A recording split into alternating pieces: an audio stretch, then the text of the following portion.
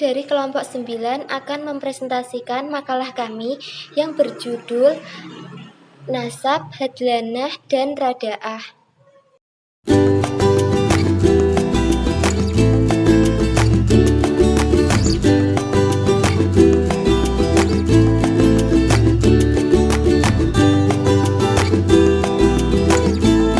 Saya, Desi Kurnia Anggraini, akan menjelaskan mengenai materi nasab.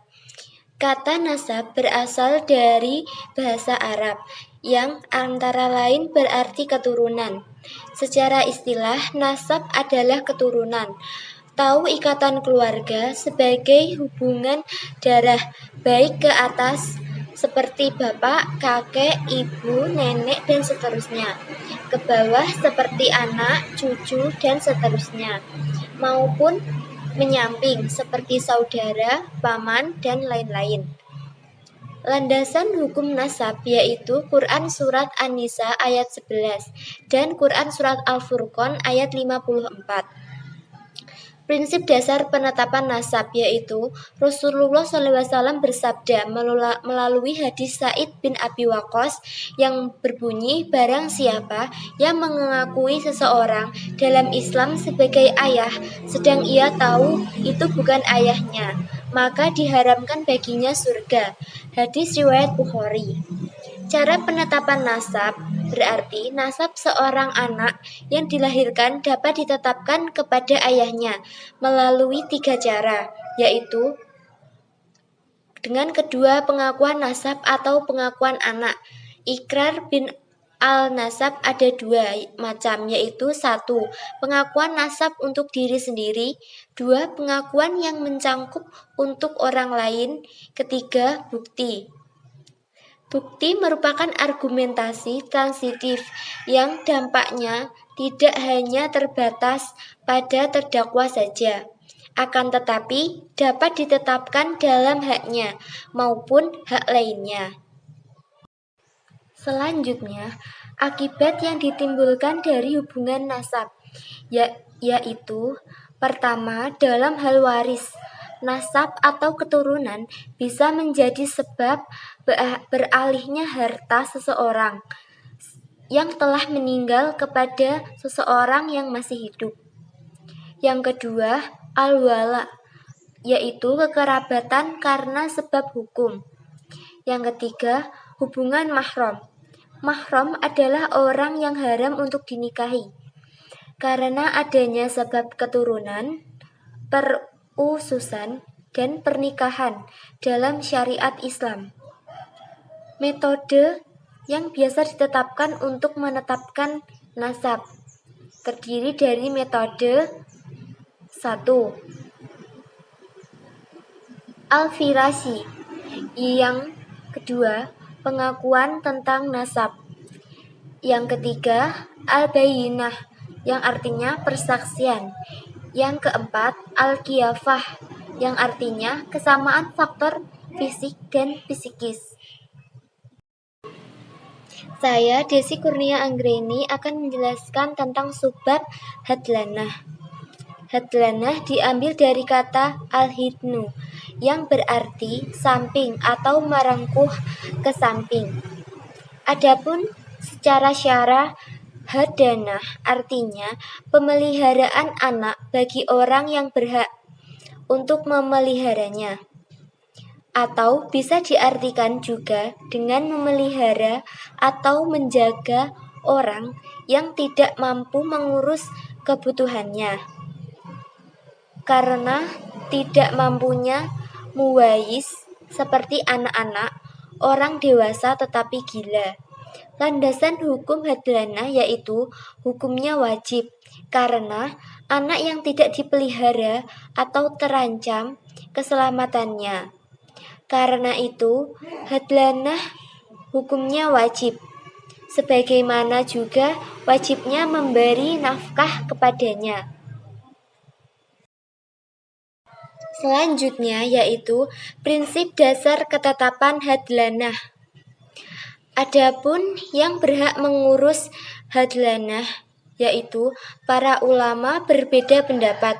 Dalam hal ini, ulama Hanafiyah berpendapat bahwa hadlanah adalah haknya hadin atau orang yang memelihara, karena ia berhak menggugurkan haknya meski tanpa pengganti. Jika hadlanah itu menjadi hak hadin, tentunya hadlanah tidak akan gugur dengan penggugurannya. Adapun menurut pendapat ulama yang ahli dalam bidangnya, hadlanah itu berkaitan dengan 3 hak secara bersamaan, yaitu 1. Hak orang yang memelihara, 2. Hak orang yang dipelihara, dan ketiga, hak ayah atau orang yang bertindak sebagai wakilnya. Jika ketiga empu digabungkan, maka wajib dilakukan. Namun, jika bertentangan, maka yang didahulukan adalah hal orang yang dipelihara. Selanjutnya, orang yang berhak mengurus hadlanah. Urutan tingkatan orang yang berhak mengurus hadlanah. Dalam hal ini, mereka lebih mengedepankan pada kaum wanita untuk mengurus hadlanah anak karena mereka lebih lembut, kasih sayang, dan sabar dalam mendidik. Kemudian dari mereka dipilihlah salah satu yang paling dekat dengan anak yang akan dipeliharanya. Setelah itu, baru memilih orang yang berhak untuk memelihara dari kalangan laki-laki. Assalamualaikum warahmatullahi wabarakatuh. Nama saya Desi Puspitaningrum dengan NIM 2012000043. Saya akan menjelaskan materi tentang rodho'ah. Yang pertama, pengertian rodho'ah. Secara bahasa, rodho adalah bentuk masdar atau kata kerja tanpa zaman dari kata rodho'ah. Dikatakan rodho'ah jadiyah, artinya dia menetek susu ibu. Sedangkan secara istilah rodho'ah berarti meneteknya seorang anak yang berumur kurang dari 2 tahun. Dia menetek air susu seorang perempuan yang melimpah air susunya dengan alasan setelah melahirkan atau yang lainnya. Ar-rodho dengan difathahkan dan dikasrohkan huruf ro-nya. Ia merupakan bentuk masdar dari kalimat syadya ridho'a, yang artinya bayi menyusui payudara apabila dia menyedotnya. Sedangkan definisi rodho'ah secara terminologi adalah menyedot susu yang terkumpul pada payudara wanita atau meminumnya. Yang kedua yaitu rukun dan syarat rodho'ah. Rukun rodho'ah diantaranya A. Murdi, yaitu ibu yang menyusui. B. Laban, yaitu air susu. C. Radi, yaitu bayi yang disusui. Sedangkan syarat rodho'ah antara lain 1. Orang yang menyusui diisyaratkan sebagai berikut, diantaranya perempuan, hidup, dan setelah melahirkan, atau dia sudah memasuki usia untuk melahirkan. B. Air susu. Syarat-syaratnya adalah sebagai makanan pokok dan air susu haruslah murni. C. Orang yang menyusu. Syarat-syaratnya adalah dalam keadaan hidup, masih dalam usia menyusui, dan perut si penyusu. Yang ketiga adalah ukuran rodho'ah yang diharamkan. Ada beberapa pendapat para ulama mengenai hal ini. Di antaranya adalah sedikit susuan atau banyak sama-sama akan mengharamkan. Yang kedua, yang mengharamkan susuan tidak boleh kurang dari 5 kali susuan dalam waktu yang berbeda, serta mengenyangkan di setiap susuannya. Pendapat ini merupakan mazhab Syafi'i dan Ahmad. Ketiga, susuan yang mengharamkan cukup dengan 3 kali susuan atau lebih. Untuk larangan karena rodoah, ini sama seperti keharaman yang disebabkan karena nasab. Dengan demikian, anak yang disusui tidak boleh menikah dengan wanita-wanita sebagai berikut, di antaranya wanita yang menyusui, ibu wanita yang menyusui, saudara perempuan suami wanita yang menyusui, anak keturunan seibu yang menyusui, saudara perempuan sesusuan, baik yang seibu seayah maupun seibu saja atau seayah saja. Yang keempat yaitu dasar hukum rodoah.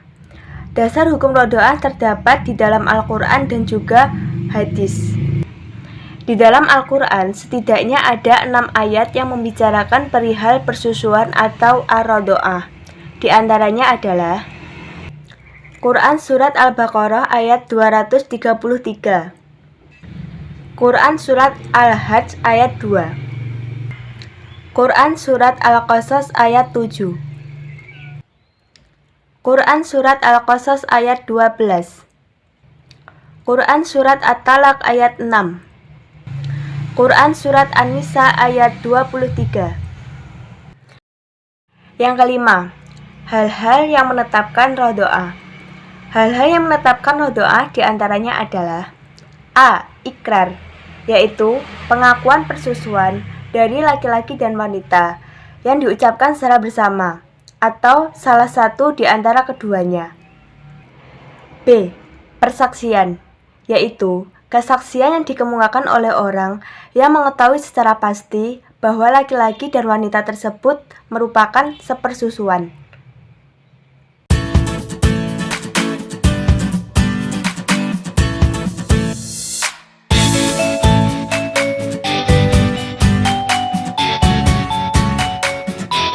Demikianlah video presentasi mengenai nasab, hadlanah, dan rodoah dari kelompok 9. Semoga dapat membantu kita dalam mempelajari tentang ketiganya, dan semoga bisa bermanfaat bagi kalian semua. Sekian dari kelompok 9, kurang lebihnya kami mohon maaf. Wassalamualaikum warahmatullahi wabarakatuh.